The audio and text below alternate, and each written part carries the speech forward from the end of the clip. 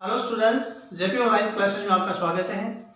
आज हम अध्याय 1 संत वाणी में कवि कृपा राम खेड़िया द्वारा रचित राजियारा सोरठा का अध्ययन करेंगे। उससे पहले कवि कृपाराम खेड़िया का पाठ के अनुसार हम सामान्य जानकारी प्राप्त करते हैं। कवि कृपाराम खेड़िया का जन्म सन 1743 ईस्वी में हुआ, मृत्यु सन 1833 ईस्वी में हुई।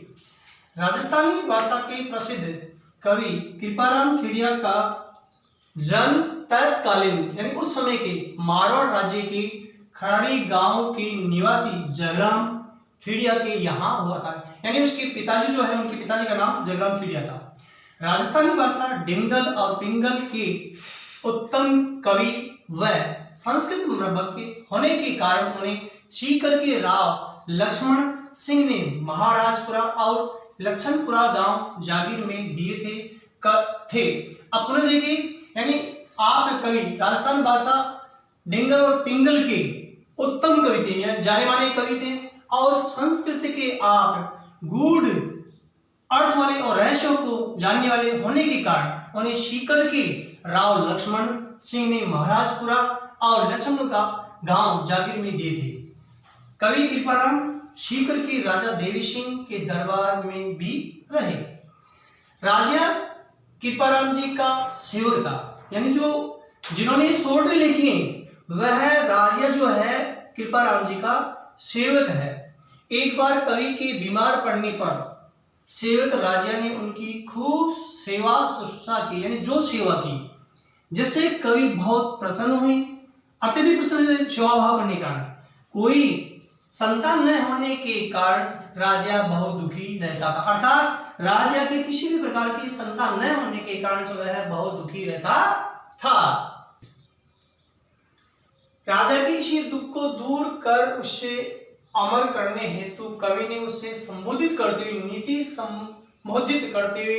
संबंधी सोरठों की रचना की। यानी दुख को दूर करने के लिए, संतान न होने के कारण से उन्होंने नीति संबंधित दोहे लिखे राजिया को संबोधित करते हुए, जो की रचना की, जो हिंदी में राजस्थानी साहित्य में राजियारा दूहा या राजियारा सोरठा नाम से विख्यात है। सोरठे के बारे में मैं आपको कुछ बतला रहा हूं। सोरठा एक मात्रिक छंद होता है जो दोहे का उल्टा होता है, और इसमें विषम चरणों में 11-11 मात्रा होती है और सम चरणों में 13-13 मात्रा होती है। विषम चरणों में गुरु और लघु होना आवश्यक होता है। अब मैं आपको आगे बता रहा हूं। इन सोरठों ने सेवक राजा को कवि कृपाराम से भी अधिक लोकप्रिय बना दिया। इन सोरठों ने सेवक जो राजा था उसको कवि कृपाराम से भी अत्यधिक लोगों का प्रिय बना दिया। जो हम पाठ पढ़ेंगे उसमें क्या बताया गया? प्रस्तुत पाठ में नीति व आदर्श लोक मर्यादा की सीख देने वाले सोरठों का समावेश किया गया।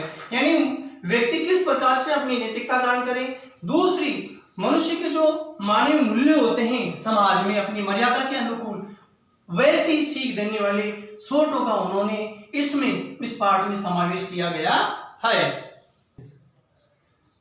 कोयल व काग की तुलना कर कवि मीठी वाणी की महत्ता बताता है। यानी कोयल और काग, कोयल यानी कोयल, काग यानी कौवा, दोनों में मीठी वाणी के आधार पर ही व्यक्ति उसको श्रेष्ठ बताता है, क्योंकि कोयल मीठी वाणी बोलती है। मीठी वाणी बोलने के कारण से उसका प्रभाव होता है। शक्कर व कस्तूरी के माध्यम से सौंदर्य की तुलना में गुणों को श्रेष्ठ बताता है, क्योंकि शक्कर सफेद होती है और कस्तूरी काली और कुरूप होती है, लेकिन कस्तूरी को सोने चांदी के बाटों से तोला जाता है। तो यहाँ सौंदर्य की तुलना करके, सुंदरता की तुलना करके गुणों को श्रेष्ठ बताया है, कल्याणकारी बताया है। दूसरों की कलह और विवाद से लोग आनंदित होते हैं। कभी भी व्यक्ति यानी दूसरों की कलह झगड़े फसाद को देखकर लोग मन में हर्षित हो जाते हैं, आनंद उठाते हैं। ये गलत है। हमारा व्यवहार मतलब पर आधारित होता है। कभी भी हमारा जो व्यवहार है वह स्वार्थ पर नहीं होना चाहिए, लेकिन कभी कहता है कि लोगों का जो व्यवहार है वह स्वार्थ पर आधारित होता है। मुख पर मधुरता और हृदय में खोट रखने वाले लोगों से आत्मीयता रखना संभव नहीं, क्योंकि जो मुंह में राम बगल में छुरी रखने वाले व्यक्तियों, होठ का होता दोस्त रखने वाले लोगों से अपनापन रखना संभव कभी नहीं है। मैत्री निर्वाह हेतु मित्रता को निभाने के लिए समर्पण और सरलता जरूरी। यदि हमें किसी से मित्रता निभाना चाहते हैं तो हमारे मन में त्याग भावना और सरलता जरूरी होती है। श्री कृष्ण ने अर्जुन के लिए रथ हाँकने तक का काम कर लिया था, अर्थात श्री कृष्ण अर्जुन के रथ को हाँकने के लिए एक सारथी बन गए थे। आजकल हिम्मत की ही कीमत है, अर्थात हिम्मत का मतलब होता है पौरुष, साहस, जिसमें हिम्मत है, साहस है, पराक्रम है, उसी व्यक्ति का महत्व होता है। हिम्मत रहित व्यक्ति की कीमत रद्दी कागज सी हो जाती है। यदि व्यक्ति में हिम्मत नहीं है, साहस नहीं है, हिम्मत नहीं है, तो व्यक्ति की कीमत महत्व रद्दी कागज के समान हो जाती है, क्योंकि रद्दी कागज पहले कागज को काम में लिया जाता है और यदि वो बेकार हो जाता है तो उसको फेंक दिया जाता है, क्योंकि उसकी कोई कीमत नहीं पहचानी जाती है। अब हम पाठ की तरफ आगे बढ़ते हुए जो छोटे कवि कृपाराम खेड़िया ने लिखे हैं उनके बारे में, भाट के बारे में जानकारी करेंगे। तो जो सबसे पहला जो सोरठा है उसके भाट के बारे में समझेंगे। इस सोरठे के जो शब्दार्थ में पहले बता देता हूं। उपजावे उत्पन्न करता है, अनुराग प्रेम, मन हर्षित आनंदित करना, कड़वा कटु अप्रिय, कर्कश काग कौवा, रसना वाणी या जीत। अभी मैंने पहले बीच में बताया था, जब परिचय बताया था कि सोरठा क्या होता है, मैं बतला रहा हूं। सोरठा प्यारे बच्चों, सोरठा जो है दोहे का उल्टा होता है। सोरठा मात्रिक छंद होता है, दोहे का उल्टा होता है, क्योंकि विषम चरणों में इसके 11-11 मात्रा होती है और सम चरणों में 13-13 मात्रा होती है। तो मैं पहले इसको बताता हूं, 1 2 3 4। अब जा पुनः देखिए, ये विषम चरण, क्योंकि ये संख्या 1 है विषम है, 3 भी विषम है।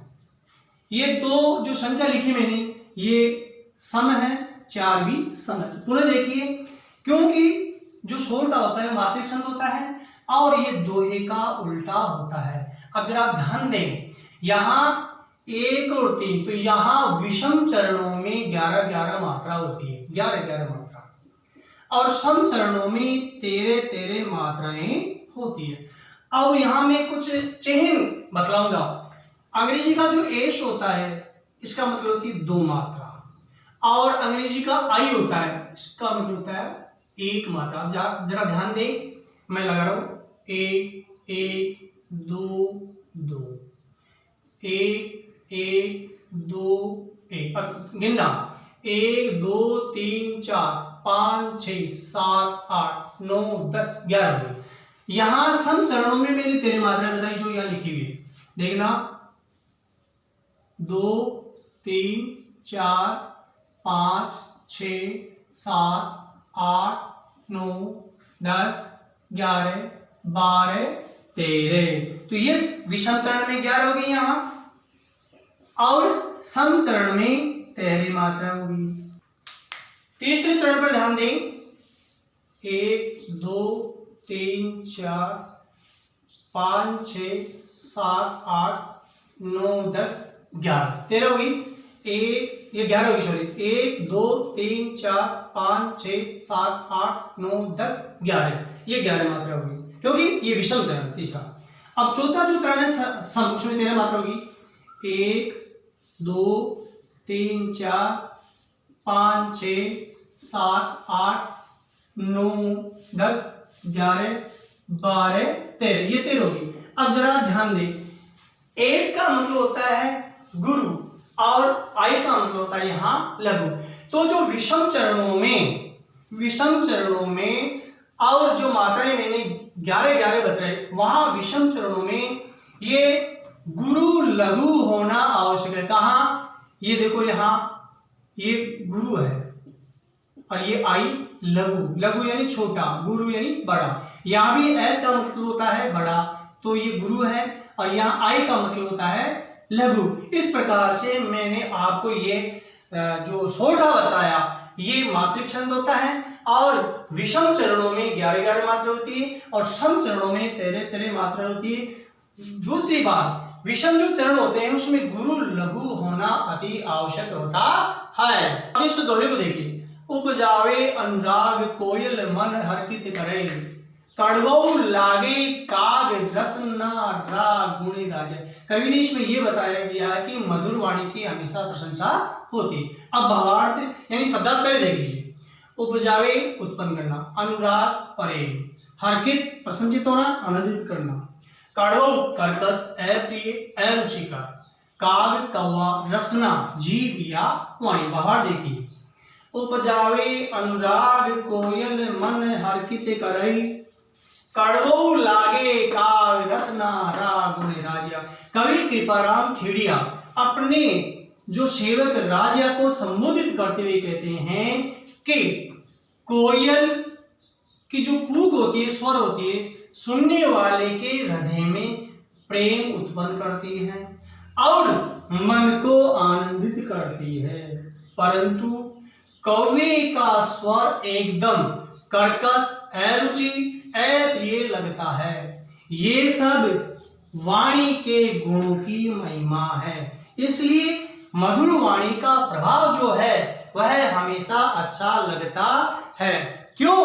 क्योंकि कड़वा बोलने वाले से कोई प्रेम नहीं करता, अतः सदा वाणी का प्रयोग करना चाहिए, ये कवि ने संदेश दिया है।